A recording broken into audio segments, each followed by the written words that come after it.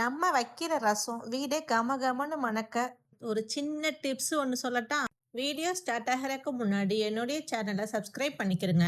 ரசத்துக்கு எல்லாரும் தக்காளியை அரைச்சி ஊற்றுவாங்க, பட் அதை அப்படி செய்ய வேணாம். ஈஸியாக ஒன்று சொல்கிறேன். போக்கு யூஸ் பண்ணி தக்காளியை இந்த மாதிரி நல்லா நெருப்பில் வாட்டுங்க. அது நல்லா ஃபுல்லாக எல்லா பக்கமும் வாட்டுங்க. நல்லா அதை சுட்டு அதை தண்ணியில் போட்டுருங்க. அதே மாதிரி காஞ்ச மிளகாயும் அதே மாதிரி வாட்டிக்கிடுங்க. நான் சிசர் வச்சு பிடிச்சிக்கிட்டேன், கை சுடுன்னு. இதையும் தண்ணியில் போட்டுருங்க. தக்காளியோட தொலியை ஃபுல்லாக ரிமூவ் பண்ணிவிட்டு அப்படியே நம்ம ஆல்ரெடி ரசத்துக்கு ரெடி பண்ணி வச்சிருந்தோம் புளி கரைசலில் போட்டு கலக்கி எப்பயும் போல் ரசம் வச்சிடலாம். அவ்வளோதான், கம கமன்னு ரசம் ரெடி. ரசம் மட்டும் கொதிக்கிறதுக்கு முன்னாடியே ஆஃப் பண்ணிடணும். அடுத்து நம்ம ஃபிஷ்ஷு சிக்கன் ஏதாவது ஃப்ரை பண்ண போகிறோன்னா அது மசாலா பிடிக்கிறதுக்கு 1/2 மணி நேரம் இல்லை 1 மணி நேரம் ஊற வைக்கணும்.